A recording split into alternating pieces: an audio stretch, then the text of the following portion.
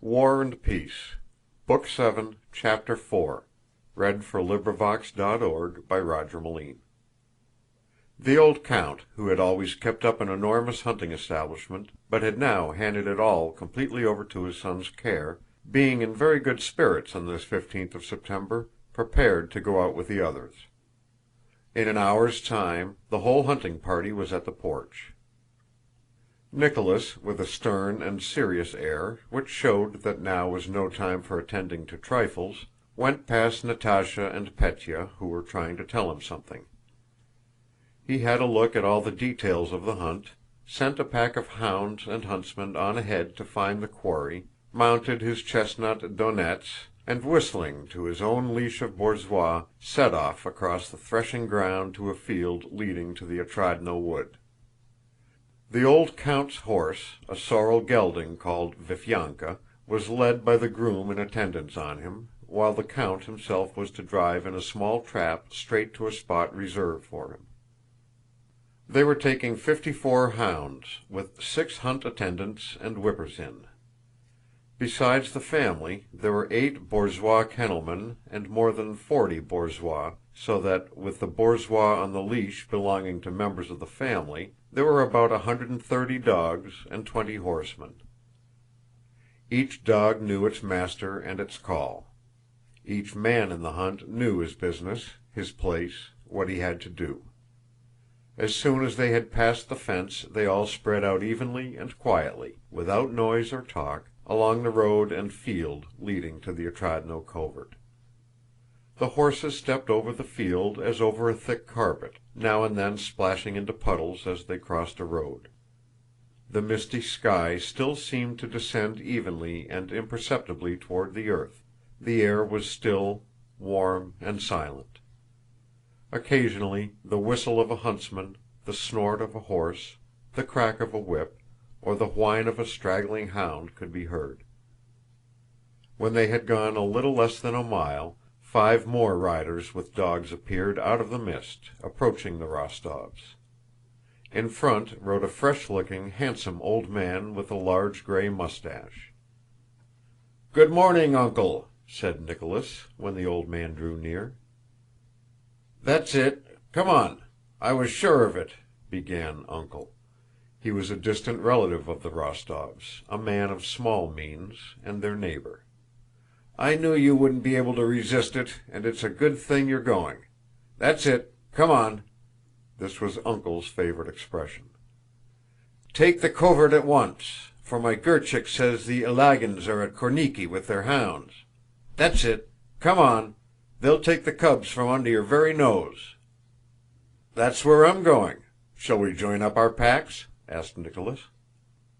The hounds were joined into one pack, and Uncle and Nicholas rode on side by side. Natásha, muffled up in shawls which did not hide her eager face and shining eyes, galloped up to them. She was followed by Pétya, who always kept close to her, by Michael, a huntsman, and by a groom appointed to look after her.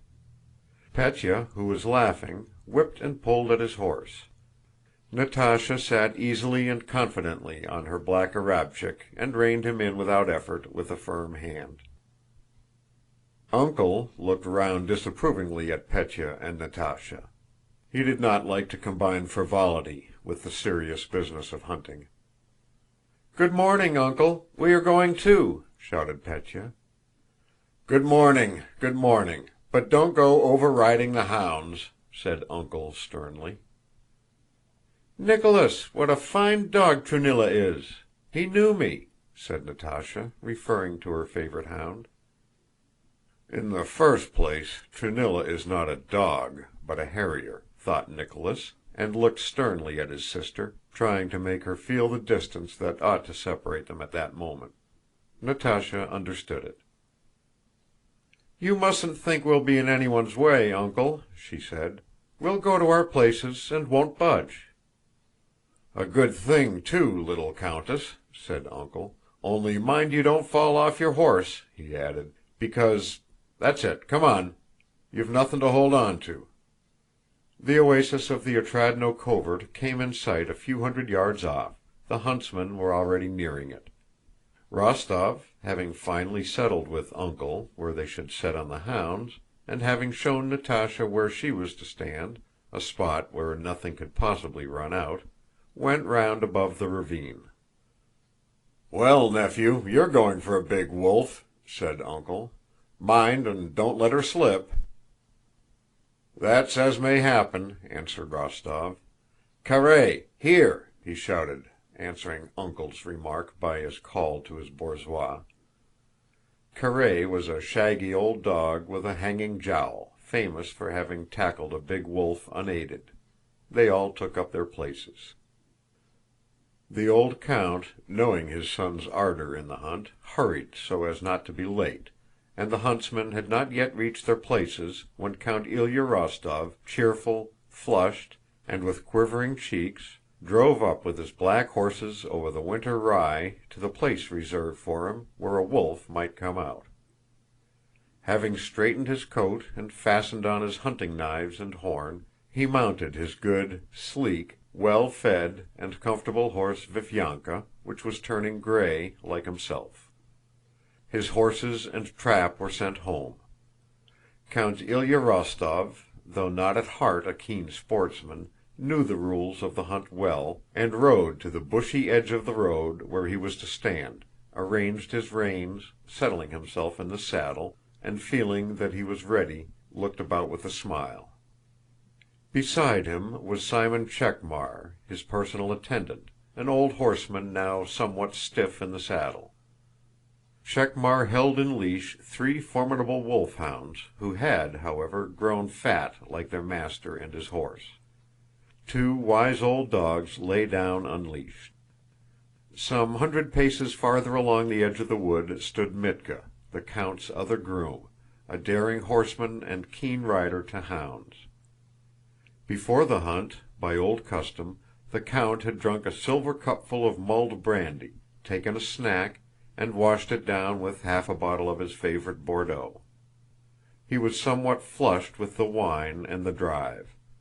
His eyes were rather moist and glittered more than usual, and as he sat in his saddle, wrapped up in his fur coat, he looked like a child taken out for an outing. The thin, hollow-cheeked Chekmár, having got everything ready, kept glancing at his master, with whom he had lived on the best of terms for 30 years, and understanding the mood he was in, expected a pleasant chat.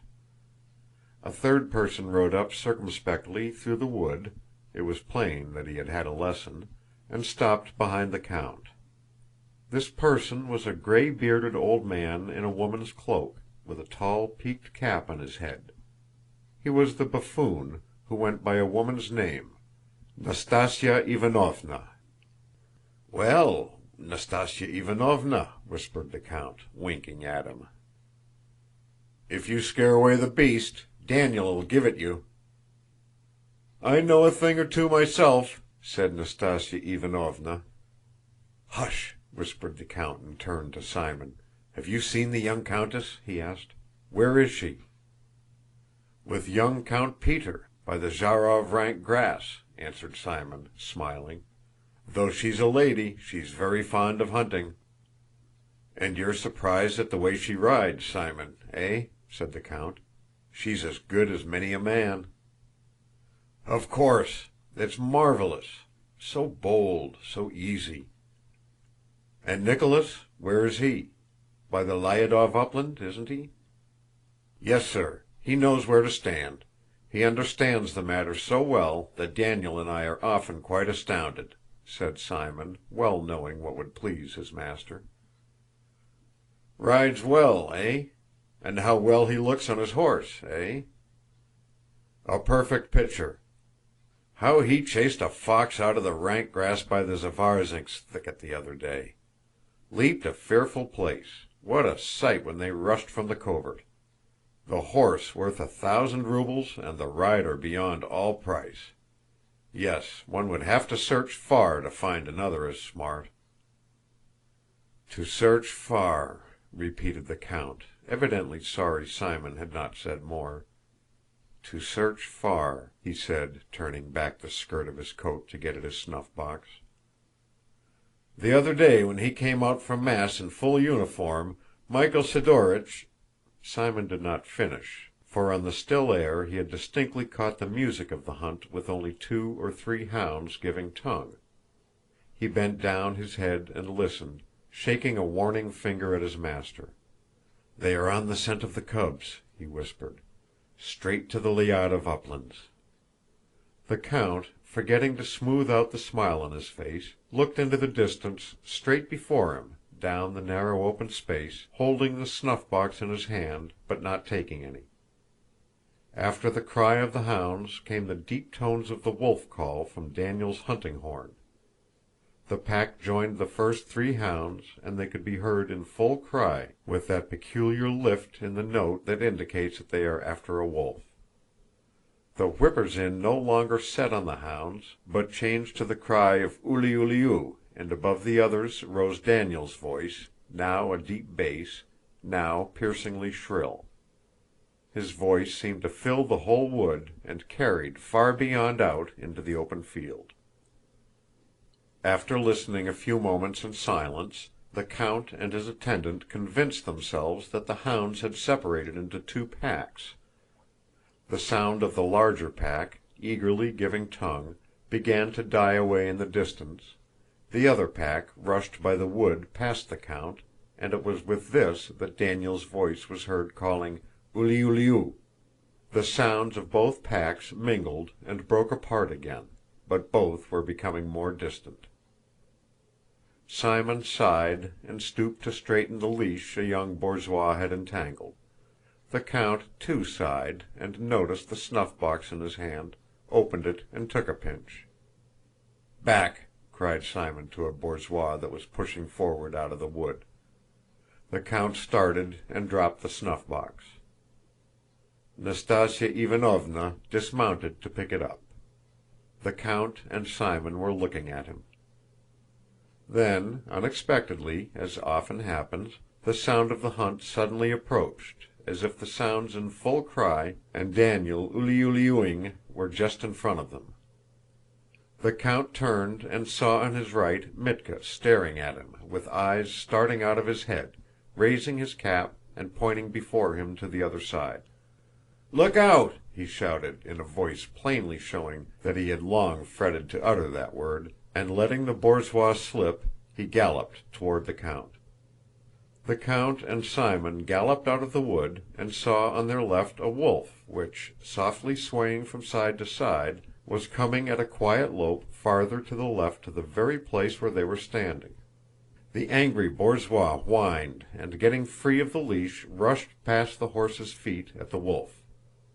The wolf paused, turned its heavy forehead toward the dogs awkwardly, like a man suffering from the quinsy, and, still slightly swaying from side to side, gave a couple of leaps, and with a swish of its tail disappeared into the skirt of the wood.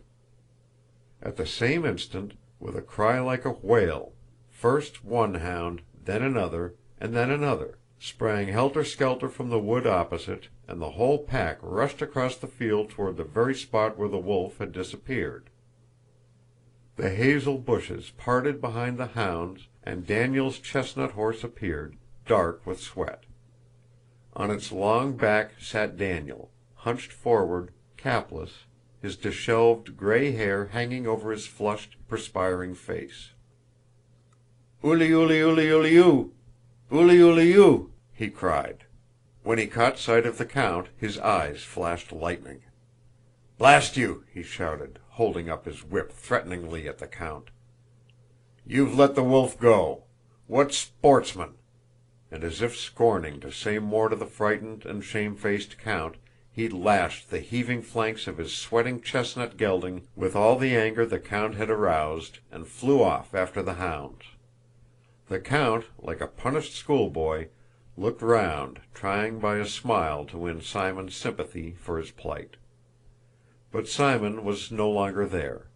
He was galloping round by the bushes while the field was coming up on both sides, all trying to head the wolf, but it vanished into the wood before they could do so. End of chapter 4. Recording by Roger Moline.